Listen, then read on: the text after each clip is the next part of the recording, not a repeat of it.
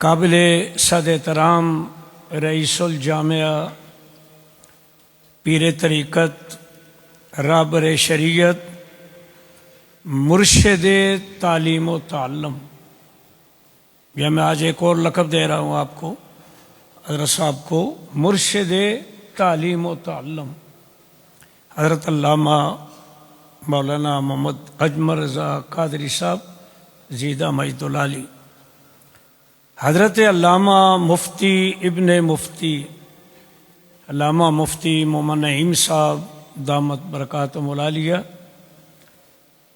جامعہ کے اساتذہ کرام، طلباء اعظام اور مہمانان گرامی، السلام علیکم ورحمۃ اللہ وبرکاتہ۔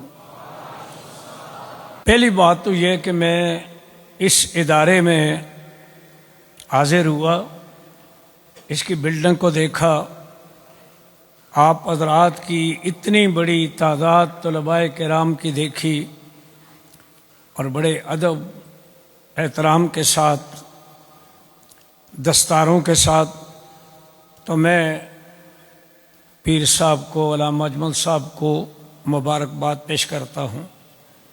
ان کے جتنے رفقا ہیں، انتظامیہ ہے اور اساتذہ ہیں، سب کو مبارکباد پیش کرتا ہوں کہ الحمدللہ اتنا بڑا ادارہ، اور صرف بلڈنگ نہیں ہے، بلڈنگ کے اندر جو آپ حضرات کی طلباء کی تعداد ہے، اساتذہ کی تعداد بھی میں نے پوچھی، اچھی خاصی تعداد ہے۔ یہ بہت بڑی بات ہے، کیونکہ جو لوگ پیر کے لاتے ہیں ان کے ہاں یہ چیزیں بہت کم ہوتی ہیں۔ الحمدللہ، اس لیے میں نے کہا مرشد تعلیم و تعلم، کہ جو تعلیم و تعلم کا راستہ بھی دکھا رہے ہیں، عوام کی اصلاح بھی کر رہے ہیں، اور تنظیم کا نام بھی اصلاح، جامع کا نام بھی اصلاح، ان اريد الا الاصلاح ما استطعت وما توفیقی الا باللہ۔ سب سے بنیادی بات جو ہوتی ہے، اولیاء کرام نے جو کام کیا ہے وہ امت کی اصلاح کی ہے، ان کے عقائد درست کیے ہیں، ان کے اعمال درست کیے ہیں۔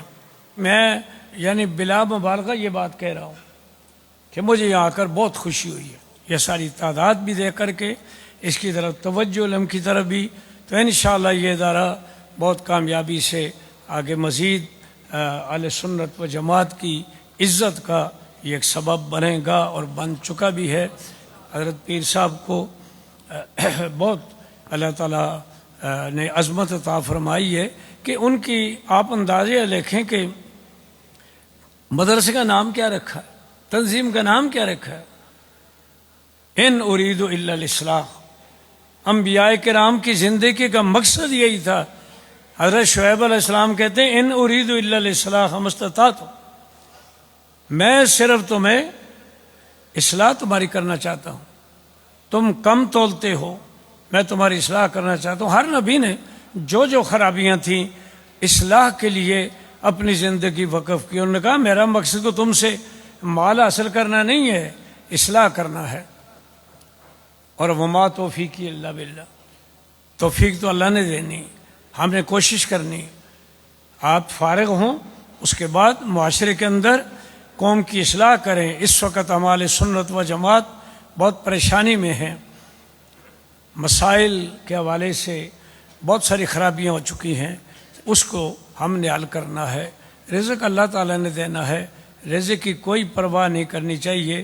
وما من دابۃ فی الارض الا علی اللہ رزقها۔ تو اللہ تعالیٰ اس ادارے کو مزید ترقی عطا فرمائے۔ حفظ کے بچوں کو بھی، بچیاں جو نصاب پڑھ رہی ہیں، آپ جو پڑھ رہے ہیں، قوم کی خدمت کے لیے، تعلیم کے لیے، اصلاح کے لیے اللہ تعالیٰ توفیق رفیق عطا فرمائے، ادارے کو کامیابیاں عطا فرمائے۔